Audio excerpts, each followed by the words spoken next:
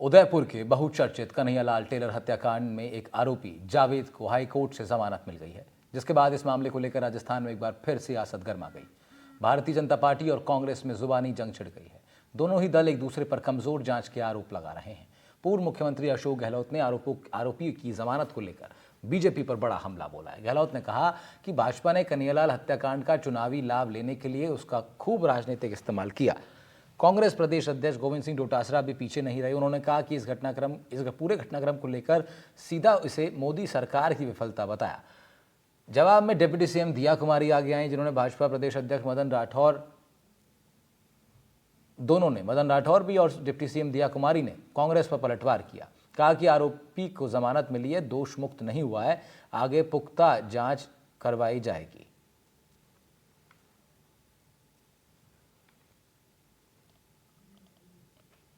अशोक गहलोत ने क्या कुछ कहा सोशल मीडिया प्लेटफॉर्म पर इस पूरे मामले को लेकर, वो दिखाते हैं आपको। उन्होंने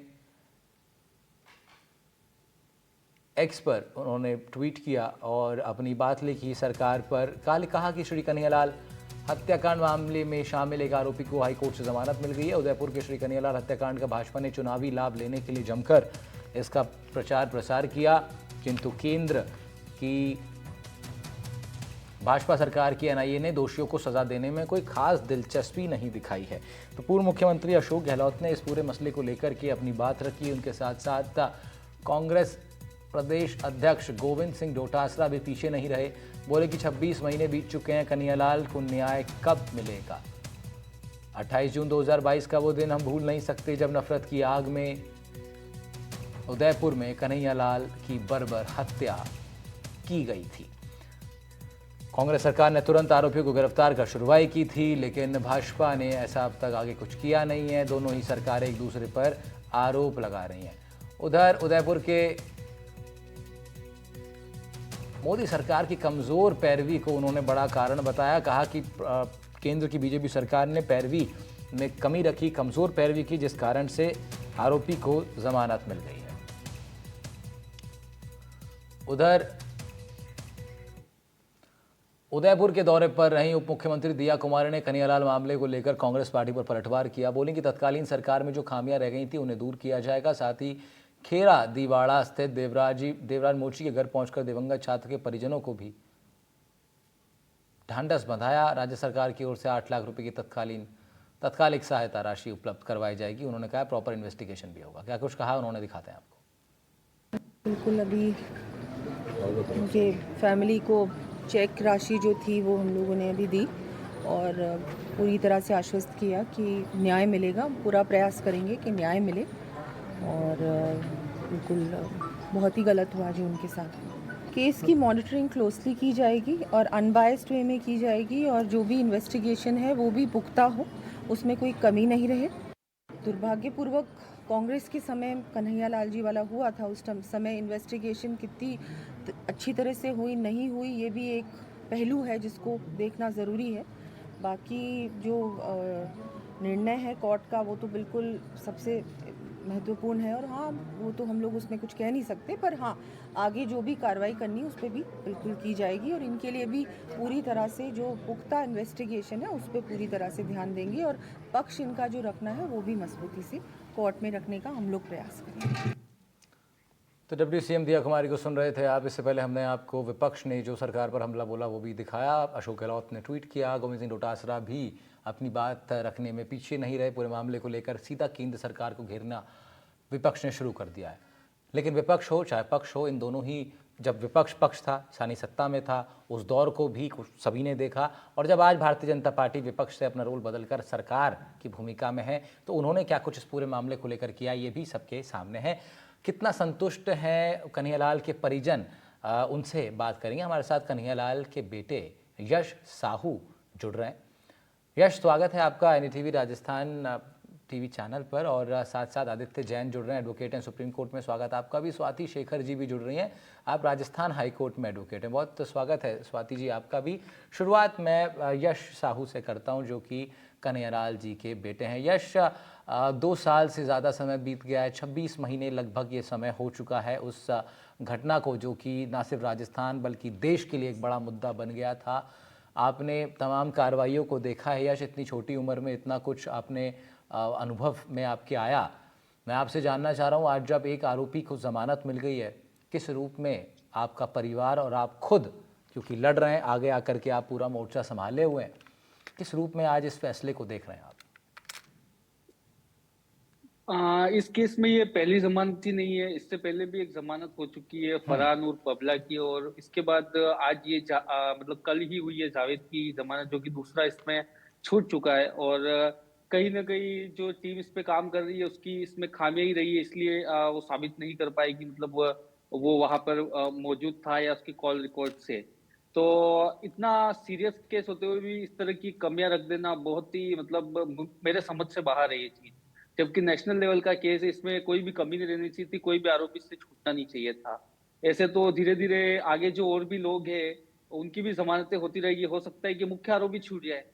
तो इनको सिर्फ लंबे समय तक ऐसा खींच लिया जाएगा। अभी तक हमारे मन में ये विश्वास नहीं है कि हमें इंसाफ कब मिलेगा। एक बड़ा बड़ा सवाल है, और देखिए एक बड़ी चिंता का विषय है। जब देश का नागरिक ये पूछने लगे कि उसे इंसाफ कब मिलेगा, तो कई इसमें चिंताएं खड़ी होती हैं। लेकिन एक कानूनी पक्ष भी है, इसका कानूनी पहलू है, उसको भी समझना बहुत ज़रूरी है। कानून अपने हिसाब से काम करता है, कोर्ट अपने हिसाब से काम करता है। हमारे साथ, जैसा कि मैंने इंट्रोड्यूस किया, आदित्य जैन हैं सुप्रीम कोर्ट से और स्वाति शेखर हैं राजस्थान हाई कोर्ट से। आदित्य से शुरुआत करते हैं, उसके बाद स्वाति जी के पास चलेंगे। आदित्य, ये मसला पूरे देश भर का मसला है, और आप ने भी इस चीज़ को पूरा, आप लोग भी जान रहे हैं कि क्या कुछ इस केस में अब तक प्रोग्रेस हुई है। लेकिन अगर लीगल पर्सपेक्टिव से हम लोग देखें, आज जो ज़मानत मिली है एक आरोपी को, उसके बाद जब पीड़ित का बेटा ये पूछता है कि इंसाफ कब मिलेगा, तो फिर क्या कुछ कमी दिखाई देती है आपको इस पूरे केस में? जो स्टार्टिंग में ऐसा लग रहा था कि ये तो क्लियर कट केस है, आरोपियों को तुरंत सज़ा हो जाएगी, लेकिन ऐसा हुआ नहीं। 2 साल से ज़्यादा का समय बीत गया है। इस पूरे केस में क्या कुछ कमी आपको दिखाई दे रही है पीड़ित पक्ष की ओर से, जो लोग एडवोकेट कर रहे हैं, या फिर क्या कुछ इसमें प्रोग्रेस हो रही है?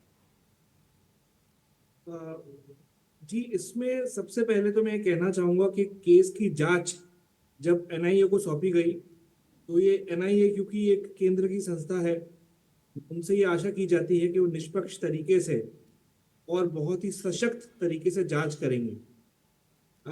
एनआईए को जांच जब सौंपी गई तो उनने सारे सबूत इकट्ठे किए, कॉल डिटेल इकट्ठी करे और आरोपियों को गिरफ्तार किया।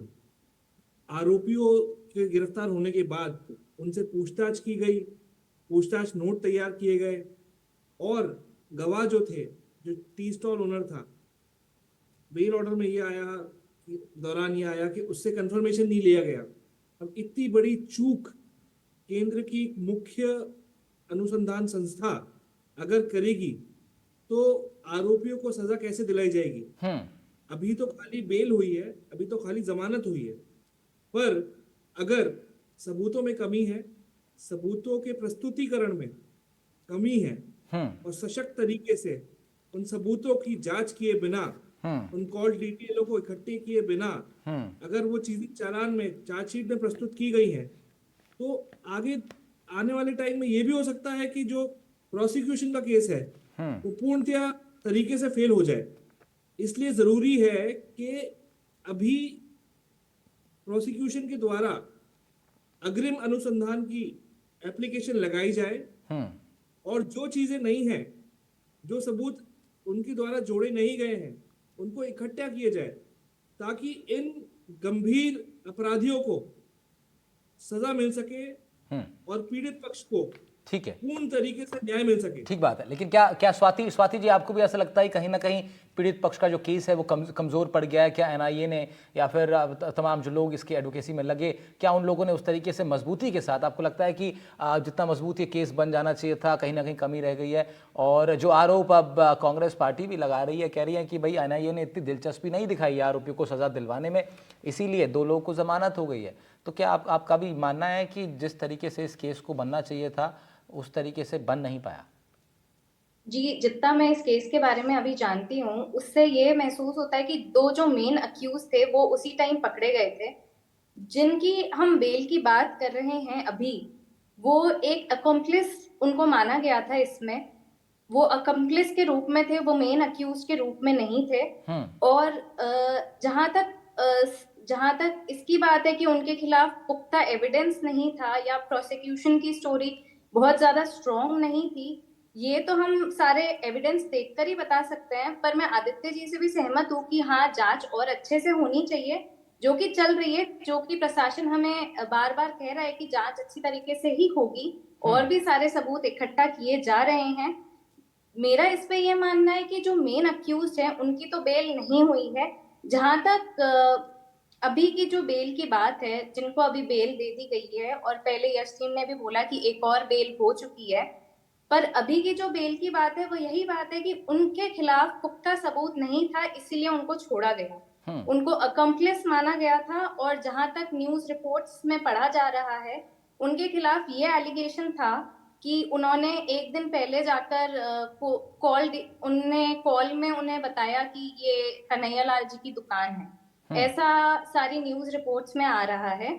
और मेरा यही मानना है कि सारी जो भी एविडेंस है वो सारी कलेक्ट कर लेनी चाहिए और फिर ही हमें प्रस्तुत करनी चाहिए। बिल्कुल ठीक कह रही हैं आप, बिल्कुल ठीक कह रही हैं। लेकिन क्योंकि यश हमारे साथ हैं, कन्हैयालाल जी के बेटे। यश, शुरुआत से आप लोग देख रहे हैं कि किस तरीके से केस फाइल हो रहे हैं और क्या क्या एविडेंस उसमें लगाए गए हैं। आप अपनी तरफ से आप संतुष्ट मान रहे हैं, आपके परिजन संतुष्ट हैं जिस तरीके से केस फाइल किया गया और तमाम जो जाँच पड़ताल की गई, NIA का फिर इन्वॉल्वमेंट सीधे तौर पर हुआ, आप इस चीज़ से संतुष्ट हैं? देखिए, एक्चुअली में ऐसा है कि हमसे तो उस समय बहुत बड़े बड़े वादे किए गए थे कि आपका जो केस चल रहा है इसको फास्ट ट्रैक में ले जाएंगे और केस की डे बाय डे हियरिंग होकर इसको 6 से 7 महीने के अंदर ही निपटा दिया जाएगा और अपराधियों को जल्द से जल्द सजा दे दी जाएगी। पर आज उस बात को 2 साल 2.5 साल हो गए होने आए, पर अभी तक न तो केस फास्ट ट्रैक में है, न इस पे डे बाय डे हियरिंग हो रही है। अगर मुझे ऐसा लगता है कि अगर डे बाय डे हियरिंग होती, इस केस की स्पेशल कोर्ट बिठा दिया जाता, तो अभी केस बहुत ही आगे होता। अभी तक इसमें 160 गवाह है, जिसमें से भी अभी थोड़े बहुत के ही बयान हो पाए हैं। तो आप सोच सकते हो और कितना समय लगेगा। इसको एक साधारण केस की तरह बना दिया जाएगा और हो सकता है कि 10 साल, 20 साल या 25 साल भी लगा दिए जाए। यश, एक बात और बड़ी महत्वपूर्ण है, क्योंकि आप लोग पिछले 26 महीने से ये केस लड़ रहे हैं और हमको भी ये चीज़ समझना होगा। मैं आपसे जानना चाहूँगा, इस केस को लड़ने के लिए क्या आप लोग को अपनी खुद की तरफ से भी कैपिटल लगाना पड़ रहा है? क्या आपको अपनी तरफ से इसमें आपको वकीलों का जो पैसा है, फीस है, अन्य चीज़ें हैं, आना जाना है, उसमें आपका खुद का साधन लग रहा है? हाँ, जैसे कि आना जाना जयपुर में पेशी होती है तो वो तो चलो ट्रेन के टिकट्स विकेट्स वो हमें ही करने पड़ते हैं। मेरे साथ हमेशा मतलब पुलिस के 2 जवान रहते हैं जो कि वहाँ पे चलते हैं मेरे साथ। तो ऐसा मतलब खाली आने जाने का हमारा रहता है, बाकी कैपिटल नहीं लगा रहे किसी वकील के लिए, क्योंकि वो NIA के वकील है। ठीक है। अब मुझे ऐसा लगता है कि जिस तरह से केस चल रहा है, मुझे मेरा एक वकील भी खड़ा करना ही पड़ेगा इस केस के अंदर। आपको ऐसा लग रहा है कि NIA ने जिस वकील को इस पूरे केस के अंदर लगाया, आपको लगता है कि वो उतना गंभीरता के साथ जो आरोप लगा रहा है, कांग्रेस पार्टी भी कह रही है कि भाई उतनी दिलचस्पी नहीं ले रही है NIA सजा दिलवाने में? देखिए, वो वकील साहब भी ठीक है, अच्छा काम कर रहे हैं, पर मैं चाहता हूँ कि मेरी तरफ से भी कोई ऐसा वकील खड़ा हो जो मतलब हमें केस की पल पल सूचना देता रहे। आपकी बातचीत हो जाती है जो वकील साहब हैं उनसे? हाँ, बिल्कुल, उनसे बातचीत हो जाती है और जयपुर जब भी जाता हूँ तो वो एक बार मुझे प्रिपेयर्ड भी कर देते हैं। तो उन्होंने अभी क्या बताया आगे के लिए, कब तक केस, अब क्या आश्वासन दे रहे हैं वो? उनका तो यही कहना है कि आप डट के खड़े रहिए हमारे साथ, इंसाफ आपको मिलेगा। पर मेरा सभी से यही सवाल है कि कब मिलेगा? 2 साल तो हो गए, क्या आगे और 10 साल, 5 साल, 15 साल इसको खींच तो नहीं लेंगे? और बिल्कुल ये जायज़ सवाल है, क्योंकि शुरुआत में आश्वासन तो यही दिया गया था, जिस तरह से केस दिखाई दे रहा था, ओपन एंड शट केस लग रहा था, लेकिन उसके बाद 26 महीने बीत चुके हैं, काफ़ी कॉम्प्लिकेशंस ऑलरेडी इस पूरे मसले को लेकर बनते रहे हैं। ऐसे में यश, आगे क्या आप लोग प्लान कर रहे हैं? जैसे एक आपने बताया कि आप चाहते हैं, आप सोच रहे हैं कि आप अपना एक प्राइवेट वकील भी आप उनको हायर करें, उनको फीस दें, ताकि वो आपको एटलीस्ट अपडेट देते रहें कि ये पूरी कानूनी परिस्थितियां चल रही हैं, इसमें क्या कुछ हो रहा है। लेकिन एक बार आदित्य जी से भी इस चीज़ को लेकर कंसल्ट कर लेते हैं, फिर स्वाति जी के पास एक बार चलेंगे। आदित्य जी, इस तरह के केसेस में जब सरकारी एजेंसी के अपने वकील एक विक्टिम के लिए काम कर रहे होते हैं, तो उनसे अपेक्षा तो ऑफकोर्स रहती ही है, सेंटर के वो वकील हैं, लेकिन क्या प्राइवेट तौर पर भी जो जैसे यश साहू जी हैं, क्या ये अपने वकील हायर कर सकते हैं? क्या उनका कुछ रोल हो सकता है इसमें या ऐसा नहीं हो सकता, केवल जो सेंट्रल वकील हैं वही इस चीज़ पूरे को देखेंगे? जी, विक्टिम का राइट है पूर्णतः। सुप्रीम कोर्ट ने कई जजमेंट्स में, सीआरपीसी में इसके लिए प्रोविजन भी है, जो नई भारतीय न्याय संहिता है उसमें प्रोविजन भी है। और सुप्रीम कोर्ट ने भी हाल ही में आशीष मिश्रा के जजमेंट में विक्टिम के राइट्स को, विक्टिम जूरिस्प्रूडेंस को पूरी तरीके से डेवलप करते हुए ये बोला कि पीड़ित पक्ष को पूरा अधिकार है कि वो अपना वकील को खड़े करे न्यायालय में शुरू से लेकर अंत तक, और वो वकील केवल खाली असिस्ट नहीं करेंगे, पूर्णतः तरीके से हर एक पहलू को, पक्ष को सामने रखेंगे न्यायालय के समक्ष, ताकि प्रोसिक्यूशन की तरफ से कोई गलती हो या इन्वेस्टिगेशन एजेंसी की तरफ से कोई गलती हो तो वो पीड़ित पक्ष का वकील न्यायालय के सामने पेश कर सके। तो पूरा अधिकार दिया गया है पीड़ित पक्ष को कानून में भी और सुप्रीम कोर्ट द्वारा भी अनेक निर्णयों में। तो इनको पूरा अधिकार है कि वो शुरू से लेकर अंत तक, जब तक ट्रायल खत्म नहीं होता, जजमेंट के स्टेज तक, और इवन देन अपील में भी अपने वकील को खड़ा कर सके। बिल्कुल। तो ये चर्चा देखिए बहुत इंपॉर्टेंट है। बस 26 महीने लगभग इस केस को बीत चुके हैं और अब तक पीड़ित पक्ष इंसाफ की मांग कर रहा है।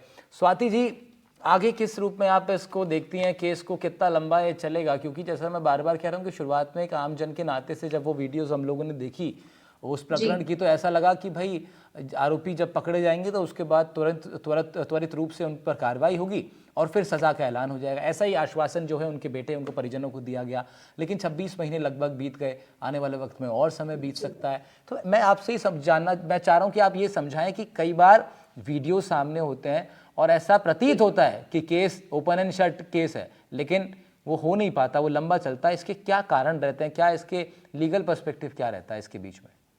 जी, इस पे मैं बोलना चाहूंगी, जो एक आम व्यक्ति देखता है, वो न्यूज में वीडियो देखता है, वो देखता है कि ये ओपन एंड शट केस है एक तरीके से। लेकिन जब इन्वेस्टिगेटिंग एजेंसी आती है पिक्चर में, तब उन्हें सारे सबूत इकट्ठा करने पड़ते हैं। माइन्यूट से माइन्यूट डिटेल माइन्यूट से माइन्यूट डिटेल इन्वेस्टिगेटिंग एजेंसी को पता करनी पड़ती है, उनको कलेक्ट करनी पड़ती है, उन एविडेंस को टैग करना पड़ता है, फिर जाके आप उसका पर्चा मौका फर्द सब बनाते हैं। इस पूरे प्रोसीजर में बहुत टाइम लगता है। लेकिन जो एक आम आदमी देखता है, वो सिर्फ ये देखता है कि एक वीडियो आई हमारे सामने और ये एक ओपन एंड शट केस है। लेकिन जो इन्वेस्टिगेटिंग एजेंसी होती है, उसे निष्पक्ष रहकर सारे सबूत इकट्ठा कर उसको सही तरीके से देखकर फिर अपना जो भी है केस रखना होता है आगे। तो ये जो पूरा प्रोसीजर होता है कि सारी जो इन्वेस्टिगेटिंग एजेंसी है सारे सबूतों को इकट्ठा करे, उनको फिर देखे कि कौन सा सबूत कैसा बन रहा है या किस तरफ हमें इशारा दे बिल्कुल रहा स्वाति है। जी, और अपेक्षा यही है सभी की कि ये केस जो है, तमाम पहलू इसके बहुत जल्दी से लाइन अप हो जाएं और पीड़ित को इंसाफ मिले, गुनहगारों को सज़ा मिले। यश, आपने अपना समय दिया, आपका शुक्रिया। आप हमारे साथ बैठे और हमारी भी कोशिश लगातार है कि इस पूरे केस को बिल्कुल भी फाइलों में दबने ना दिया जाए। इस पर लोग चर्चा भी कर रहे हैं और अब क्योंकि कोर्ट इसमें खुद संज्ञान ले ही रहा है, लेकिन जल्दी इसका एक नतीजा निकले, हम लोग भी ये चाह रहे हैं। आदित्य जी, शुक्रिया आपका, आपने लीगल पर्सपेक्टिव रखा, बहुत शुक्रिया। स्वाति जी, शुक्रिया आपका भी। और अब खबरों